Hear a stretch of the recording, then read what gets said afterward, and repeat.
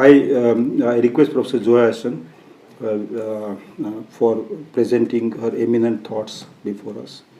Thank you for agreeing to speak at this occasion. Thank you, Judge.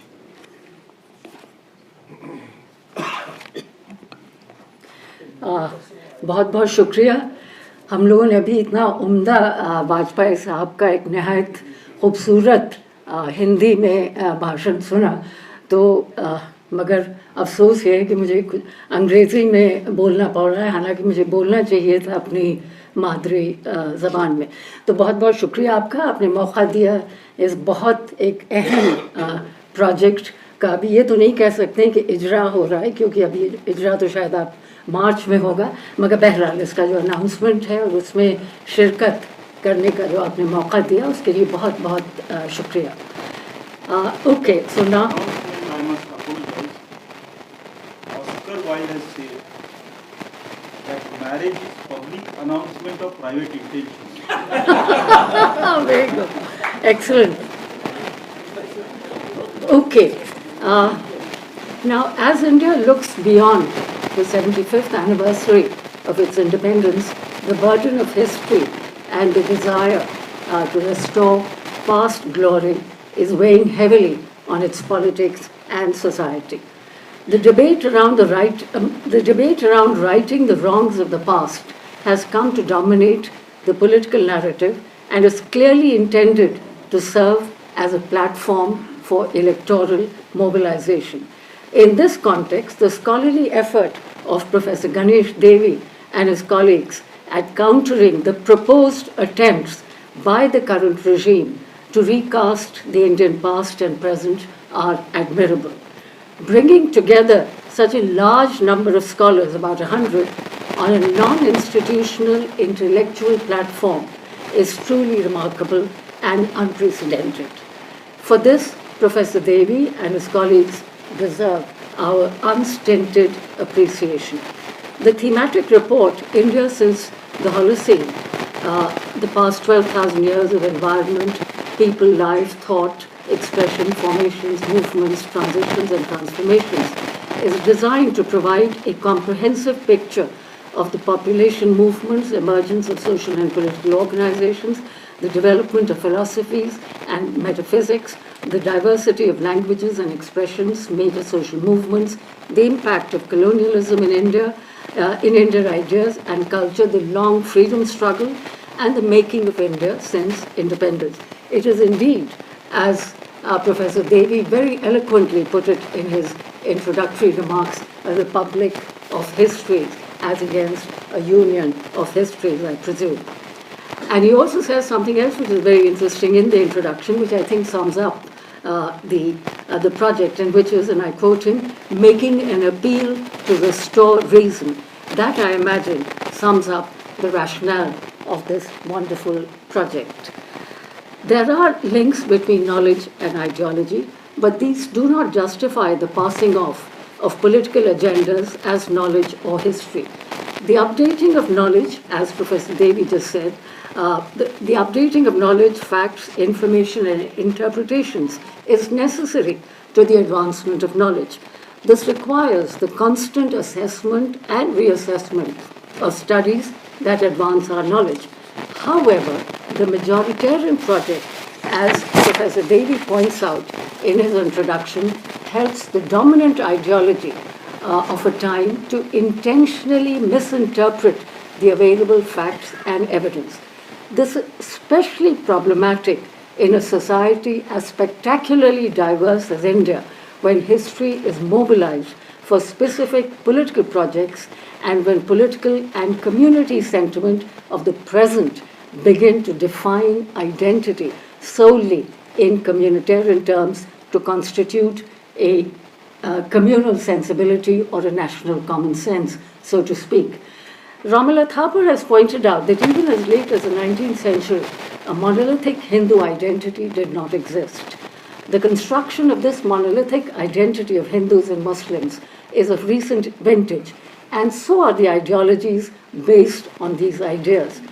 Professor Thapar notes that although such ideologies are of recent origin, it uses history to justify the notion that community as defined in recent history and a singular identity have existed since the early past. These political constructions distort the lived reality by insisting that Indian society is constituted of communities identified only by religion, when in fact Indians had multiple identities which found expression in the long freedom struggle.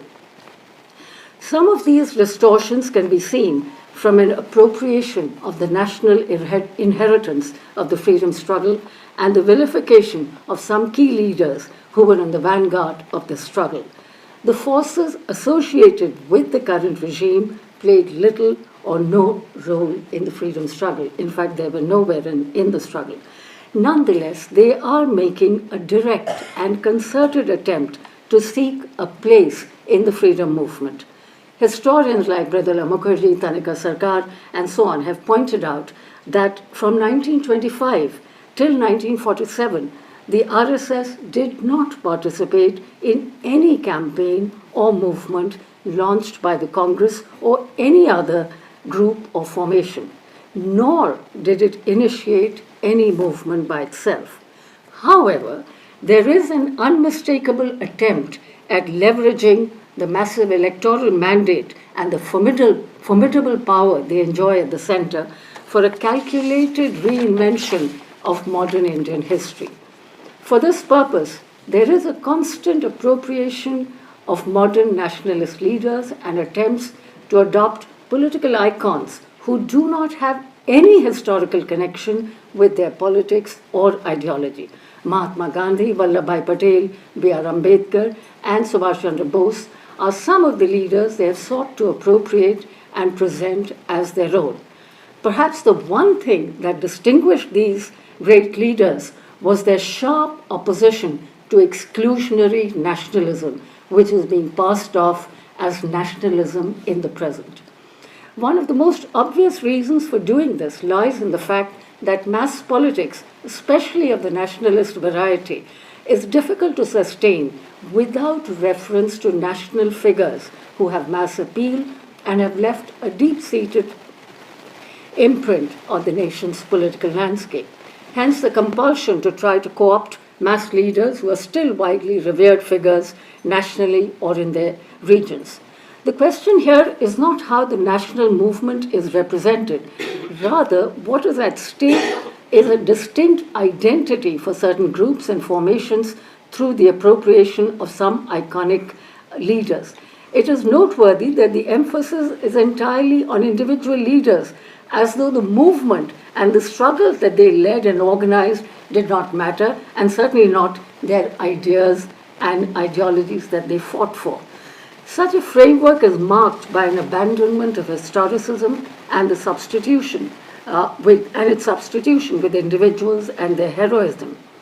Owing to such an inflated assessment of the role of iconic individuals, leaders replace the freedom movement and the people who were active participants in this movement. One consequence of this is that the actual heroes of the nationalist movement are vilified and their role underplayed. This is reflected in the fate that has been suffered by Jawaharlal Nehru and to some extent by Mahatma Gandhi. But no matter how much criticism is heaped on Nehru, historical facts cannot be wished away as far as his participation and leadership of the freedom struggle is concerned. In the 23 years from 1921 to 1945, Nehru was sent to jail for a total of 3,259 days, which was nearly 9 years of his life. With 9 different stints in jail, Nehru clearly played an outsized role in the freedom movement.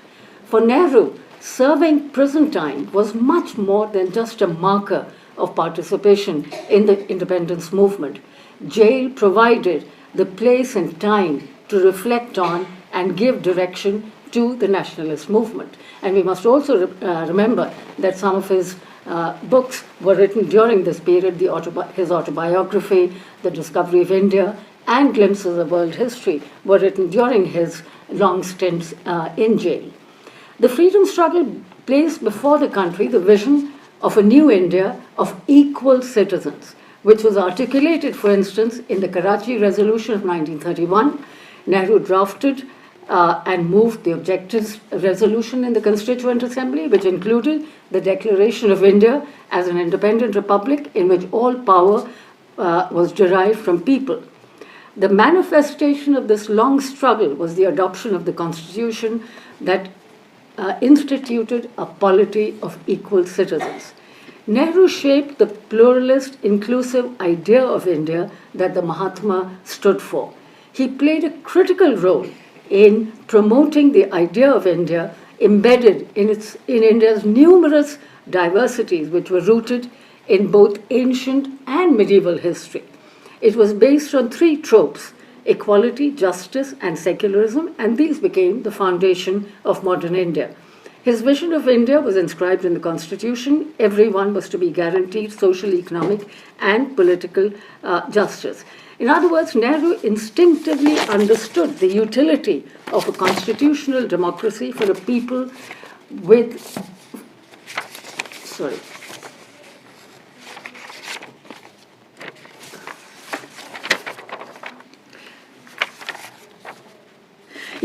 Nehru instinctively understood the utility of a constitutional democracy for a people with disparate identities and instituted secularism as its guiding principles. Now, India went on to construct a liberal democratic state after independence, but this was not inevitable or preordained. This much is evident from the experience of many post-colonial countries which faced huge obstacles in the transition from colonialism to democracy. The establishment of democracy and universal adult suffrage in a society defined by unprecedented social inequality, poverty, and oppression was one of the most audacious experiments in world history. It was a dramatic gesture of political inclusion.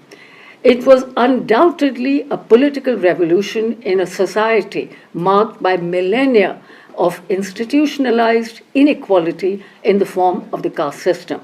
Thus, democracy became the very foundation of our nationhood as a fraternity of equals. Allowing room for dissent, disagreement, and accommodation was the cornerstone of the Indian project, which is often called the Nehruvian project, which is found wanting in the contemporary period. It is fashionable these days to blame Nehru for the numerous economic problems facing the country. There's a great deal of talk about development, giving the impression that development is a process that began in 2014. This is a sign that we are either unaware of our recent history or we live in denial of history. This is evident in the decision of the Ministry of Culture to convert Nehru's official residence, Teen Murti House, into, to quote the ministry, into a complex showcasing the lives of all Indian prime ministers, as if to suggest that Prime Minister Nehru's role is not more important than that of other prime ministers, even compared to those who were in office for a few months. This, as someone put it very aptly, is a mystifying form of equal opportunity eminence that perhaps has few parallels. Much effort has been expended lately in establishing the anti-colonial credentials of the current regime 75 years after the end of colonial rule. As a part of this belated decolonization project, the government decided to rename Rajpath, which simply means State Avenue, as Kartavya Path or Duty Road.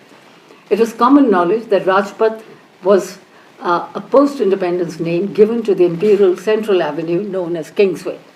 But this did not deter the Prime Minister from declaring that we have finally got rid of our colonial hangover. But as we know, the real purpose in renaming Rajpath into Kartavya Path was not decolonization. It was to insist on the duties of the people.